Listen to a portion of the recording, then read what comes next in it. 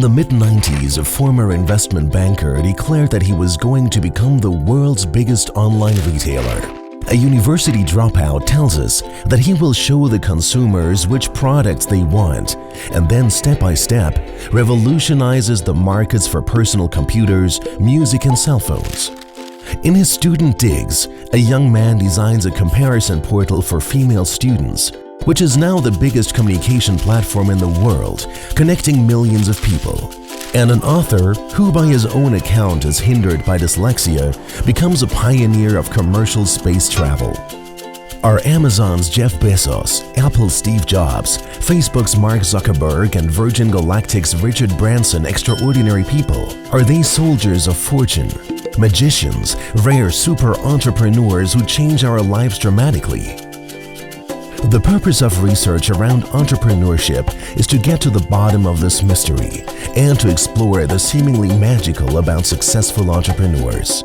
Successful entrepreneurs are not necessarily male dropouts and secret geniuses. No, the potential for entrepreneurship is in each of us.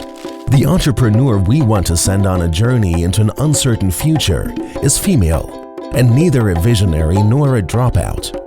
She doesn't have much money either and no sudden brilliant idea that she puts into action purposefully. And still, she masters the uncertainty like our super entrepreneurs, because she also uses the entrepreneurial method, consciously or unconsciously.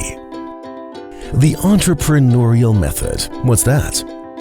If Alice were a manager, she would ask herself, what are my goals and which means do I need to reach them? By contrast, the entrepreneurial method begins with the unique means a person already has. These consist of their identity, competences, and contacts. Beginning with these means, one imagines several possible goals to solve specific problems. It's like cooking without a recipe. The super entrepreneur doesn't choose a specific recipe and buys the necessary ingredients. No.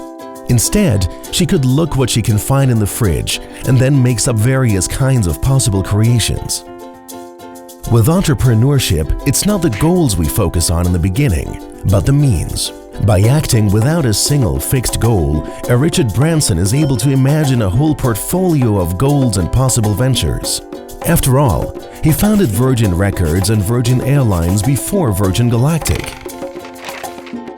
What's also important, business ideas don't originate in the shower, but develop in multiple numbers when applying the entrepreneurial method. The idea is the easiest part in the founding process, and waiting for the right idea can lead to waiting forever. Our entrepreneur is already equipped with everything she needs for founding a business. She just has to get going and design the future. But there's a lack of money. Not if Alice acts according to the successful method of the super entrepreneurs. Even Jeff Bezos started on a shoestring and funded Amazon with his parents' guarantees, supplier loans, and overdrawn credit cards. In other words, with his available means. Instead of trying to define the expected return like a manager, our entrepreneur defines her affordable loss. Affordable in a financial, psychological, and social respect. Instead of going on vacation, she starts a venture. In small, explorative steps, she employs the available means. Her money, her time, and other people's trust. If she fails at an early stage and at acceptable costs for her.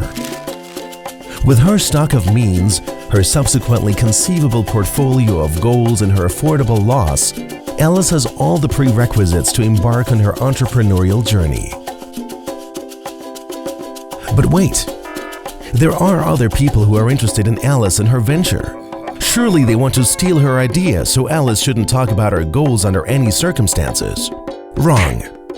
What is she going to protect if she, herself, doesn't know exactly what it's going to look like? She has to talk about her venture to extend her stock of means and her portfolio of goals. Unlike in management, entrepreneurship is not about a win-lose situation along the lines of who gets the largest piece of cake. Neither is it about a win-win situation. Let's make the cake bigger together. In the entrepreneurial present with an uncertain future, the cake has not even been baked yet. Those who want to join become partners, bring in their means and decide together which cake to bake. The common shared goal. They negotiate the future together and co-create the products. By the way, don't we need a business plan with a clear understanding of where the journey is headed? An itinerary like that can be helpful, yes, but sometimes it prevents the journey to India from ending up in America, the promised land. So I'm sailing aimlessly in one direction or the other depending on the wind? But entrepreneurship is a crapshoot. Granted, luck is one element in the formula of success, but if I act according to the entrepreneurial method, I improve my odds. It's about a learnable routine and dealing with the unexpected. Learnable? But aren't you born to be an entrepreneur? After all, entrepreneurial success is rooted in the genes. Wrong. The entrepreneurial method of our super entrepreneurs can be applied by any of us. Everyone has a unique stock of means. It's what we make of it that determines the success. Entrepreneurs are made, not born. Even Richard Branson has had more failures than successes in his ventures. Success was only possible by learning from his failures, which prepared him for the uncertainty that awaits him on his journey in his spaceship.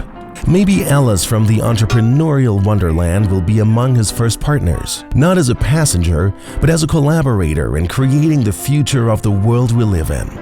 Entrepreneurs aren't prophets. They don't have to predict the future. They create it. Ready for your own entrepreneurial journey? Here's a short summary. First, entrepreneurship is not an extraordinary phenomenon, but lies dormant in each of us as an entrepreneurial potential to act. Second, according to the entrepreneurial method, I start with the available means. Who I am, what do I know, whom do I know? Not with mystical goals or fictitious ideas, so there's no reason to wait. Third, as an entrepreneur, I don't submit my actions under one great idea. No. On the basis of my stock of means, I constantly develop my imagination about various possible goals for the solution of specific problems. Fourth, instead of an expected return, what do I want to earn? The upside potential, I define an affordable loss, the downside potential, and ask, how much is it worth to me? How much can I afford to lose? Fifth, I don't keep my ideas secret, but exchange my goals on the basis of my means with others. The business idea is the cheapest. There's so many ideas. My stock of means is the most valuable thing in the entrepreneurial process. So, 6. Co-creation develops with the additional means and the new goals of the partners.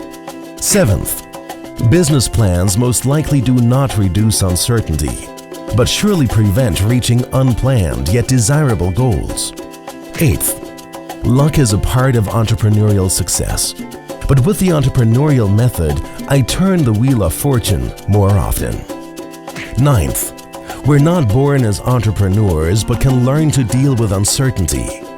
10th, if you co-create the future as an entrepreneur, you don't have to predict it.